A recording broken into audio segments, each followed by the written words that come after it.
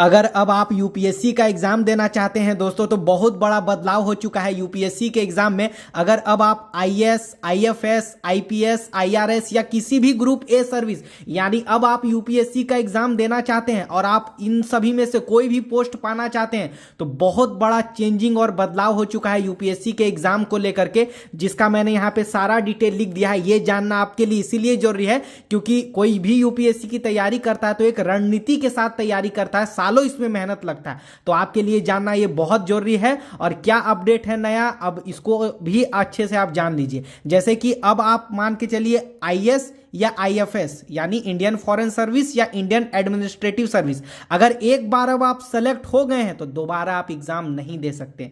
अगर आप दोबारा एग्जाम देना चाहते हैं तो भाई देखो, कोई भी अगर आईएएस है या आईएफएस है, रैंक इंप्रूव के लिए तो वो एग्जाम देगा नहीं। वो किस लिए देगा? काडर, क्योंकि फर्स्ट चॉइस तो यही रहता है ना, जनरली देखते हैं तो वो किस लिए एग्जाम देगा दोबारा? काडर इंप्रूव करने के लिए। तो अगर आप काडर इंप्रूव करने के लिए यानी आप मान के चलिए, कोई एग्जांपल देखो, कोई मान के चलो आईएएस है और वो मान के चलो झारखंड, बिहार, यूपी, छत्तीसगढ़, राजस्थान, मध्य प्रदेश, यहां कहीं का भी है, ठीक है, और उसको तमिलनाडु मिल गया।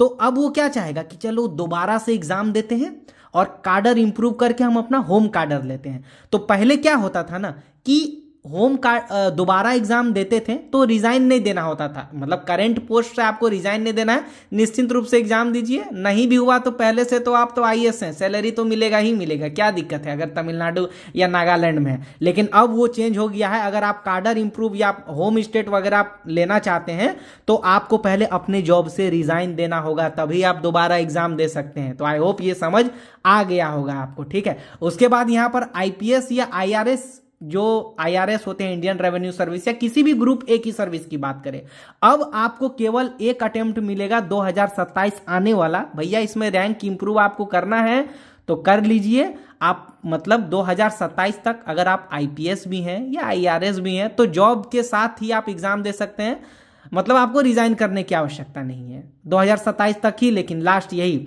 लेकिन 2028 से फिर वही वाला लागू हो जाएगा कि अगर आप आईपीएस हैं या आईआरएस हैं, 400-500 रैंक आ गया या कोई भी रैंक आ गया और आप चाहते हैं कि हम अपना रैंक इंप्रूव करेंगे और इस बार हम आईएएस या आईएएस बनेंगे या आईएफएस बनेंगे, तो आपको पहले जो आप जॉब कर रहे हैं उससे आपको पहले रिजाइन देना पड़ेगा, तभी आप दूसरा आप एग्जाम दे सकते हैं, ठीक है। और एक चेंजेस क्या हुआ है, रिजल्ट आने के बाद ना बहुत लोग होते थे ना ट्रेनिंग में नहीं जाते थे, तो अगर आप अब ट्रेनिंग में नहीं जाते हैं, सोच रहे हैं कि नहीं ट्रेनिंग में नहीं जाएंगे, इस बार फिर से एग्जाम देंगे दिल्ली मुखर्जी नगर में रह करके या कहीं भी रह करके, या फिर से एग्जाम देंगे, डायरेक्ट लबासना जाएंगे, अब तो आईएएस बनेंगे। तो अब जो है अगर आप ट्रेनिंग में नहीं जाते हैं रिजल्ट के बाद तो आपको बर्खास्त मान लिया जाएगा, यानी आपको सेलेक्टेड कैंडिडेट नहीं माना जाएगा। हालांकि इसमें कुछ छूट है तो, लेकिन मोटा मोटी ये है कि ट्रेनिंग पे नहीं जाते हैं तो आपको बर्खास्त कर दिया जाएगा, यानी सेलेक्टेड कैंडिडेट नहीं माना जाएगा, डिसमिस कर दिया जाएगा, ठीक है।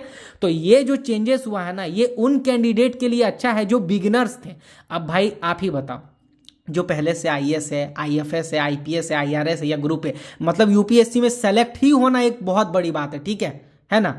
तो जो सेलेक्ट है तो वो तो पहले उसके पास एक कैरियर है ही ना।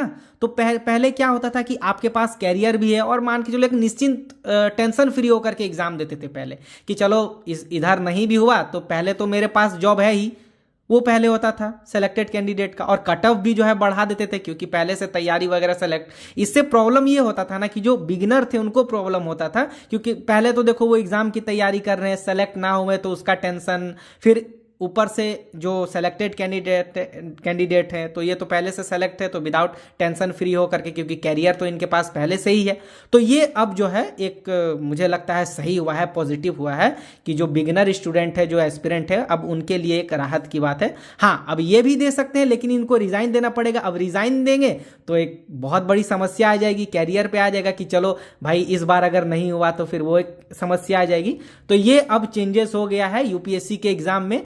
तो ये सही हुआ है या गलत हुआ है, कमेंट सेक्शन में हमें जरूर बताइएगा। आपकी प्रतिक्रिया के अनुसार ही जो है सब कुछ होता है, क्योंकि देश तो एक लोकतांत्रिक देश है ना, जनता का शासन जनता के द्वारा।